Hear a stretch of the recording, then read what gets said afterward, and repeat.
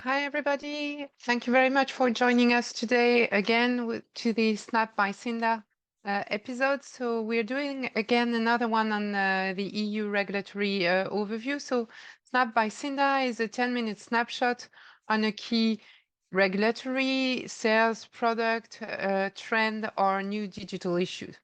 So what we're going to talk about today is the Snap by Siinda, which is related to the EU latest policy development. And today I wanted to debrief a little bit on the State of the Union speech that the President of the Commission delivered yesterday, and to see what it entails for digital and the SMB policies.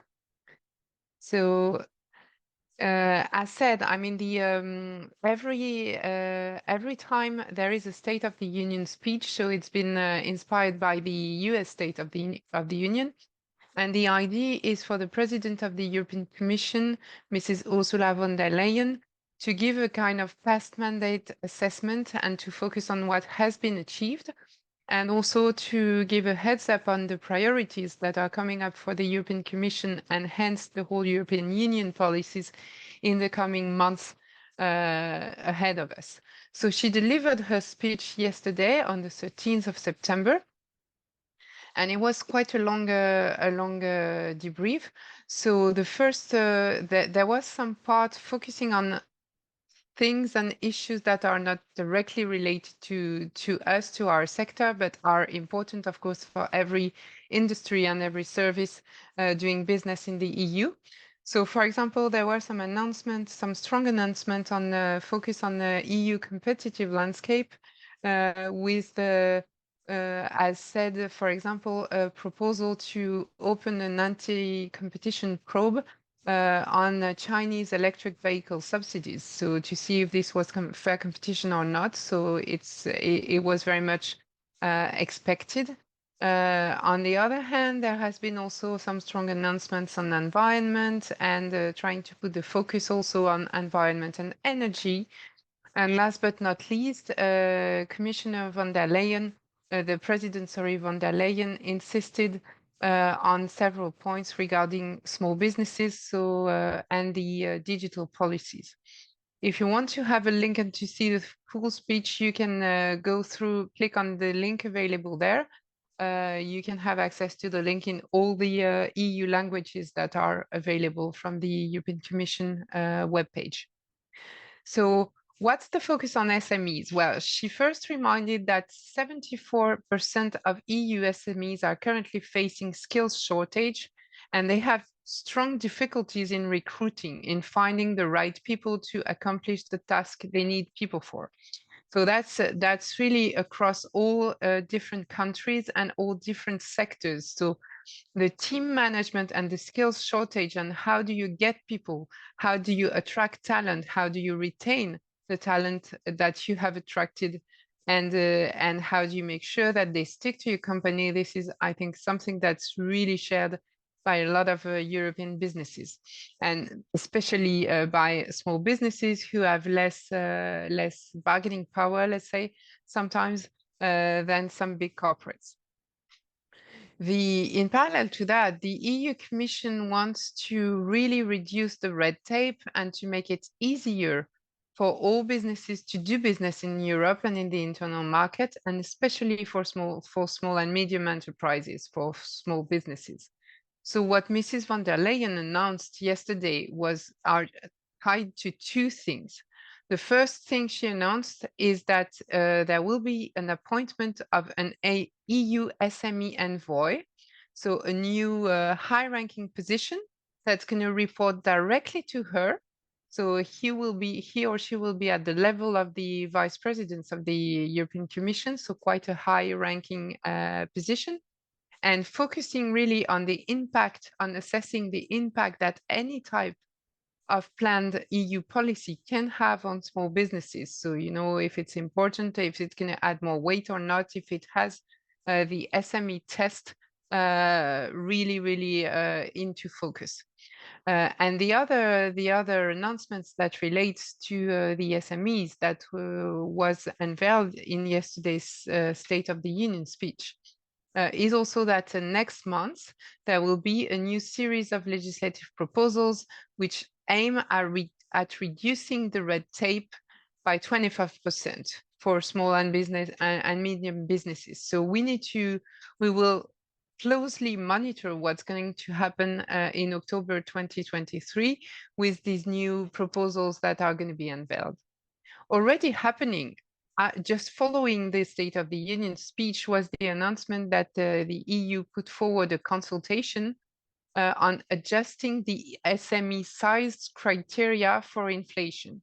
So what it means is that the European Union is going to reopen the different thresholds that are currently in place in all the EU member states in order to define if you're a very small company, a medium-sized company, or a large company.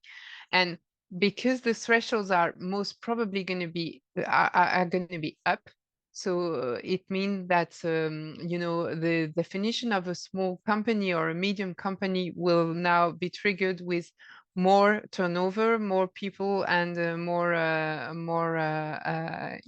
with more employees considered. So this can have a direct impact on two things. First, on the possibility to get investment, and also on the opening up of companies for different types of investment. But second, also on the reporting elements that different companies have to fill or not. And when I talk about reporting, it's not only the financial reporting, but it also ties to the non-financial reporting that companies above a certain threshold we have to do in order to be fully compliant and also to respect the Corporate Sustainability Reporting Directive just adopted last year. On digital now, well, there has been mainly three major points in Mrs. von der Leyen State of the Union speech. The first one is a reminder that access to key technologies remains a key priority for Europe, and that Europe wants to champion any type of research and of really putting forward accessing more key technologies for their business, for the businesses, the startups, and any type of business who wants to perform into that. The second point ties to the EU industrial policy, and it's crystal clear now that in order for the industrial policy in the EU to be more robust, that requires common European funding. So not only the community budget needs to be boosted, but also like the possibilities for investors to really fund some cross-border investments and some cross-border projects related to industrial policy. And last but not least, on the AI, so artificial intelligence, the president of the Commission insisted on the fact that it really is based on three pillars. So the first one is guardrails, and the guardrails relates to the quick adoption of the AI Act. So she pushed for a thorough and quick adoption of the AI Act, obviously and preferably before the end of this year, before the end of 2023. So she really pushed for the trilogue negotiation to unlock the remaining pain points. The second pillar is governance. So the Commission wants to put in place an AI governance body, a bit similar to the Hiroshima Protocol that really put forward a lot of governance-oriented points. And also she insisted on minimum standards on safe and ethical use of AI. So meaning that it's not only about the technology that we need to talk about, but it's also safeguarding how we use technology and how European citizens and businesses are protected or have trust and confidence in the way AI is used in the internal market.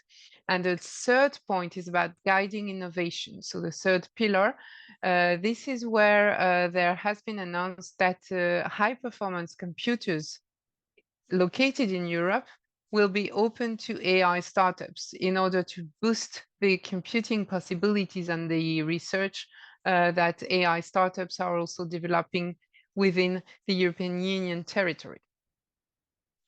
So thank you very much for this. This was EU Snap with the Snap by Siinda, focusing this week on the State of the Union speech and its impact for digital policies and for the small businesses. If you want to tune in to an EU Snap or to a Snap by Siinda, feel free to go to the Siinda website, www.siinda.org, or you can follow us on YouTube, sorry. And if you are a Siinda member or a Siinda partner and you want to do a Snap with us on any kind of subject, you can contact us and we'll be happy to do that. Thank you very much. Wish you a very nice day.